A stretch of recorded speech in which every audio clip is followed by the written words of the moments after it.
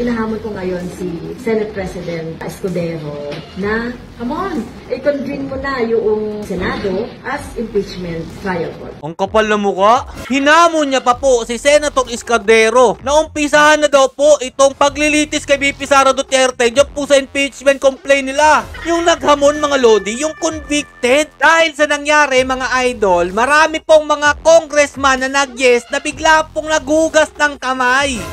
Ano to, laban o bawi? Dabi, kung mo-vote no ko ato, mahimo na ko anang oposisyon sir John.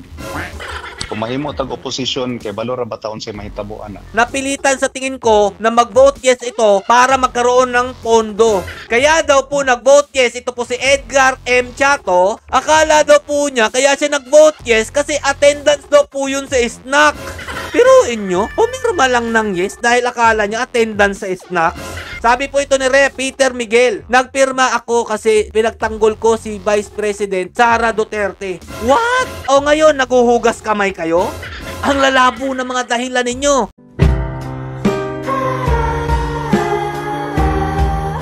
Yo, what's up mga lods? It's Miguel Peps TV. Welcome back po sa ating channel. Yung dating itingwagi ni Castro ay napalitan po ng lungkot dahil nga po dito sa ginawa ng Senado. At binabanatan niya pa po dito si Senator Escudero. Ito po ang kanyang pahayag mga idol ha. Pakinggan nyo mabuti at nakakatawa po talaga yung convicted mga idol. Siya pa po yung nangunguna dyan po sa pagmamadali na talakayin po ng Senado. Ito pong impeachment complaint kay VP Sara Duterte. Kapal. President Escudero na ngayon na at this hour patawag mo na yung mga senador at mag-convene na kayo as impeachment trial court. No, wala sa panahon, wala yung time constraint na kung huwag namang sabihin na sisihin pa kami, no, na ngayon lang namin ito masa. So kung kaya ng kasabihan, kung gusto ay pwedeng gawin, di ba? Kung ayaw, maraming dahilan at maraming sinisisi. So hinahamon ko ngayon si Senate President Escudero na, come on, i-convene mo na yung Senado as impeachment trial court. Ang kapal na mukha. Hinamon niya pa po si Senator Escudero na umpisahan na daw po itong paglilitis kay VP Sara Duterte diyan po sa impeachment complaint nila. Yung naghamon mga lodi, yung convicted na isang opisyal ng gobyerno.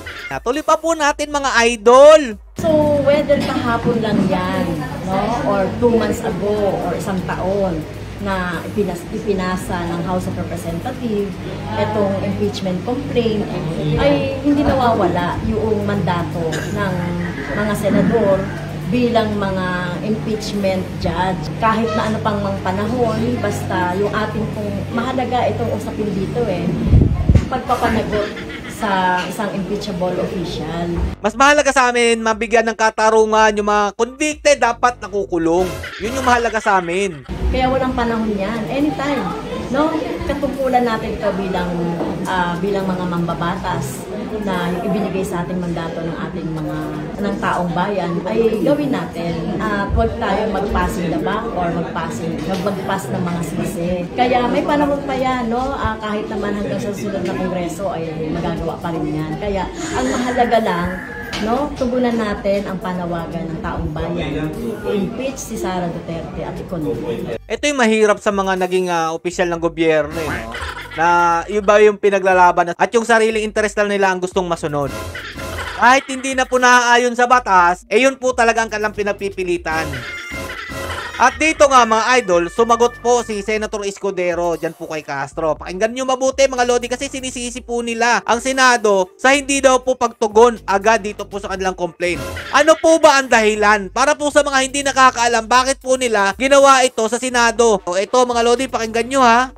Mahigit 2 buwang inupuan, pinag-aralan, binasa, tiningnan ng Kamara yung mga impeachment complaint na nakabinbin. Mahigit 2 buwan, hindi finorward ng Secretary General ang impeachment complaint sa tanggapan ng Speaker para i-refer sa plenary at sa Committee on Justice. Magkatabi lamang naman ang kwarto tulad sa Senado ng Secretary General at ng Speaker, ang Secretary ng Senate at ng Senate President. Bakit naman kami bigla as nasasabihang gumalaw umakto agad sa loob lamang ng ilang oras. Kung nagpa-banjing-banjing sila gawin ito, siguro wala naman silang basihan ngayon na madaliin kami lalo na nasa huling araw na ng sesyon.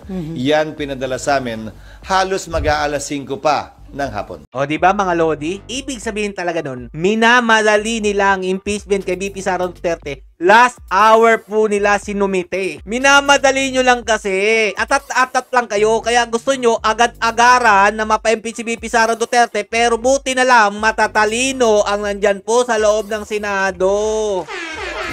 Dahil sa nangyari mga idol, marami pong mga congressman na nag-yes na bigla pong nagugas ng kamay. Ano to, laban o bawi? Bumoto po kasi sila ng yes, tapos bigla pong naghuhugas kamay. Sabi po nito ni Rep. Lordan Suwan, my vote was not a personal attack against VP Sara. I voted yes to the impeachment. I voted for accountability and not against any individual. So, ito po yung kanyang sinabi mga idol. Okay. O bisan mo vote no ko or mo vote yes, wala na, humana. Na-impeach na siya ato. Sabi po niya dyan, kahit na mag-vote no o yes daw po siya dyan, impeach na daw po si VP Sara sa Kongreso. Ano pong dahilan niya? Bakit nag-yes pa rin siya? Kahit alam niya naman po na lampas na po sa 1/3 ang kanilang boto. So, ni-vote yes lang gyapon ta kay lisod man guni atong sitwasyon, Sir Jun, kay ako isip congressman sa District 1. Pang ako yung gipanumpaan nga serbisyuhan ang katawhan sa District 1. Mahirap daw po kasi mga Lodi kapag nag-vote no po siya. Dahil ang pinangahawakan niya daw po dyan at ang kanyang siniservisyohan, ang mga constituent niya dyan sa District 1 daw po. Yan po yung sinabi niya mga Lodi. Tinatagalog ko lang po sa inyo. Bakit po niya nasabi na pinoprotektahan niyo, pinagsisilbihan niya ang mga tao ng District 1 o nasasakupan niya? Ito po. Dabi, kung mo-vote no ko ato, mahimo na ko ang nag-opposition, Sir Jun. Kung mahimo tag-opposition, kay balora ba taon sa mahitabuan na. Kani mga taong kapin gatos, kada adlaw mo bisita sa akong opisina kay mga itabang. Unsa na lay akong ikatubang sa ilaha, Sir Jun, nga mahubasan naman na. Di naman ko makapangayo og additional nga budget pang tabang sa ila. Kasi daw po, kaya niya nagawa mag-vote yes, kasi kapag nag-vote no po siya, magiging opposition daw po ang labas niya dyan. Hindi na daw po siya mabibigyan ng pondo para ipamigay po sa kanyang nasasakupan kapag humihingi po ng tulong.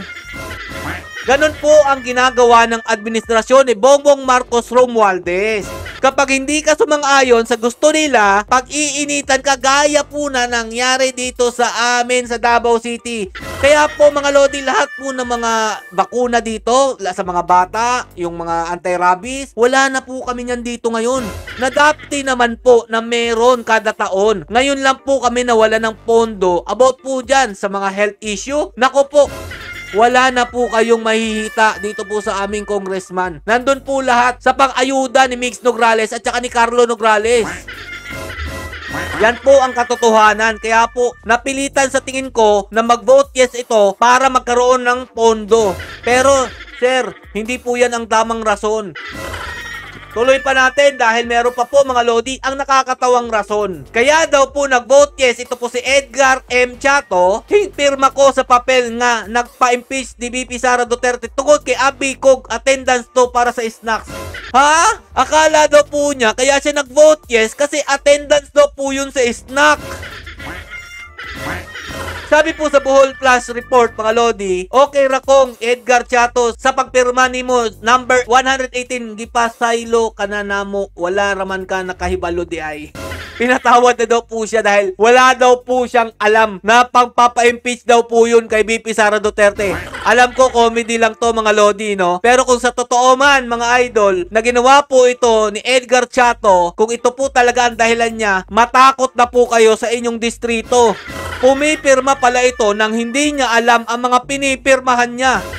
Kaya wag yun na po itong paupuin. Hindi niya binasa o inalam kung para saan pala yung pinipirmahan niya kung totoo man. Piruin nyo, pumirma lang ng yes dahil akala niya attendance sa snacks.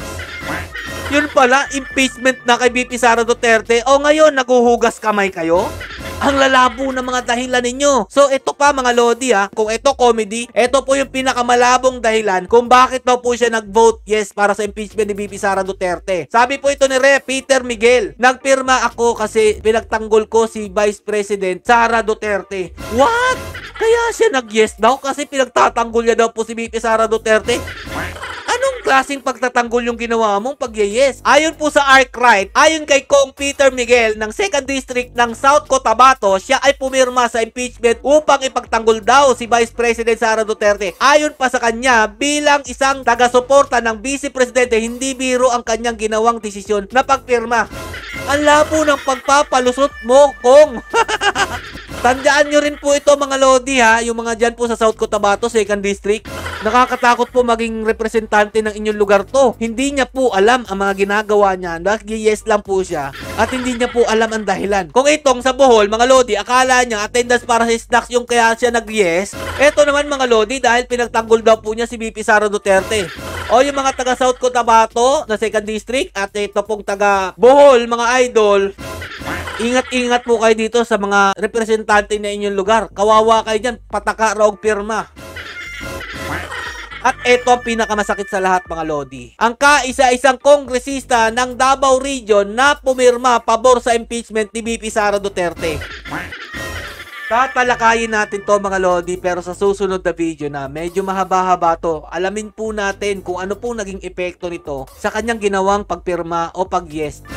Huwag kayo mag-alala, babalikan kayo ng mga nasasakupan nyo sa ginawa nyong pag-yes dyan po sa pag-impeach nyo kay VP Sara Duterte. Ano po talaga magiging epekto nito sa inyong political career. Hanggang dito lang po muna mga idol. Stay safe and God bless you all. Duterte pa rin sa kalam.